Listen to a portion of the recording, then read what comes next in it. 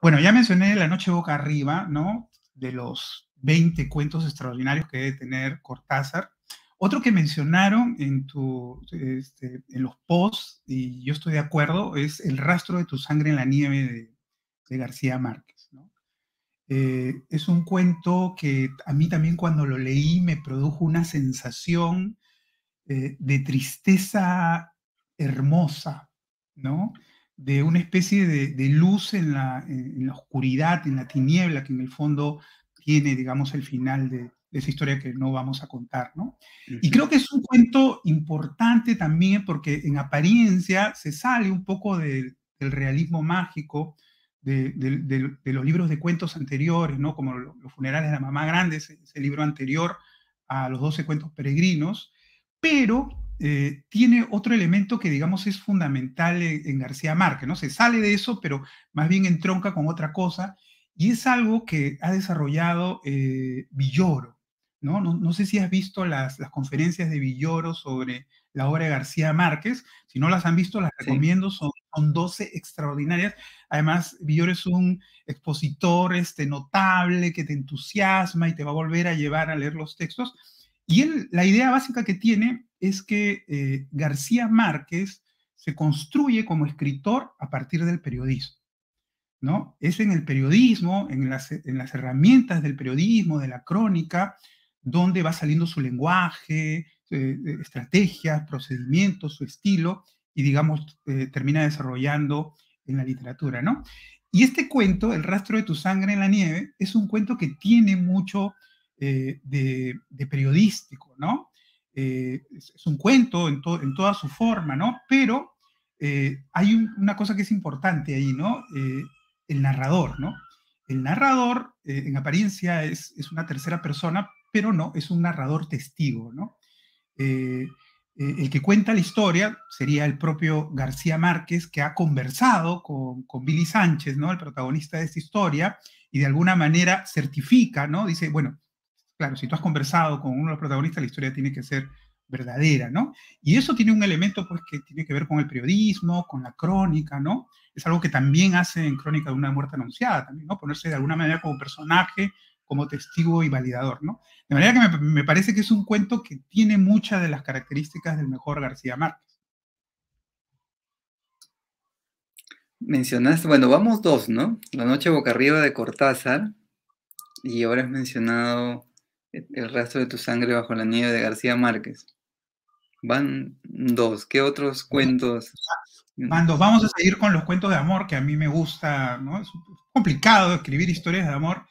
La dama del perrito, de Chekhov, ¿no? De Chekhov tiene también una enorme cantidad de textos extraordinarios, pero me parece que la manera en que aborda esta historia de amor a partir, digamos, de la infidelidad, ¿no?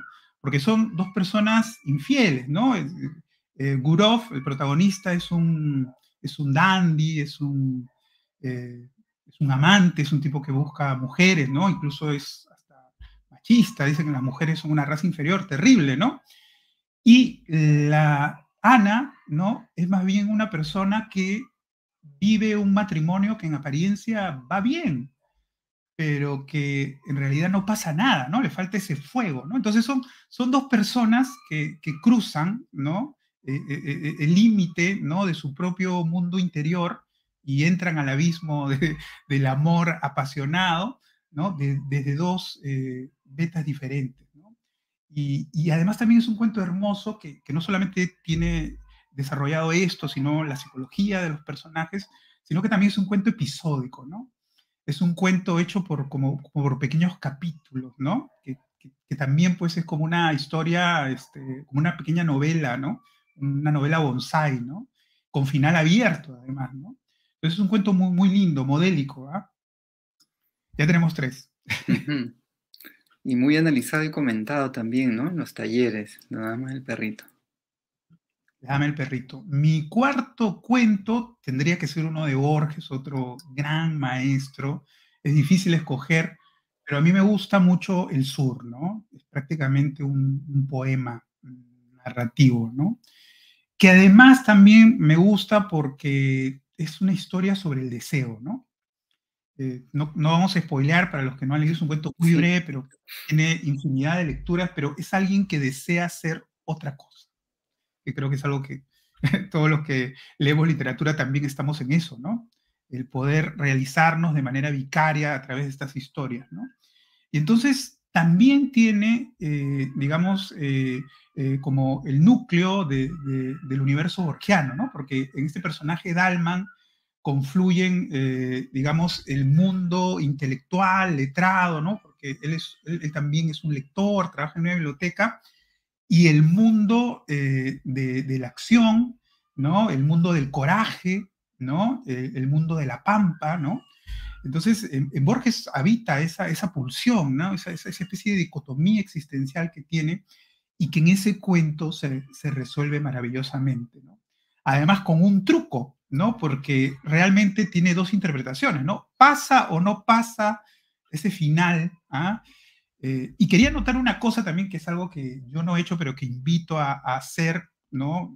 Podríamos escribir un artículo, un estudio sobre los vínculos entre ese cuento, el sur, y la isla al mediodía de Cortázar. Es un cuento que tiene el mismo procedimiento, donde el personaje de alguna manera se desdobla y su deseo se realiza, digamos, en una beta fantástica, ¿no? O de sueño, ¿no?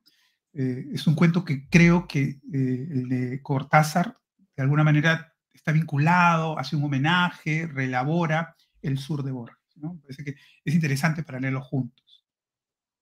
Y vamos cuatro. 4. Sí. Sí, yo terminaría con otro que también es ineludible, que es Carver, ¿no? El cuento Catedral. Es un cuento que a mí me gusta mucho porque hay una gran tensión narrativa que se desplaza. Eso es estupendo, ¿no? Parece que el asunto fuese otro y te desplaza a un terreno que es como decirlo más trascendente, ¿no?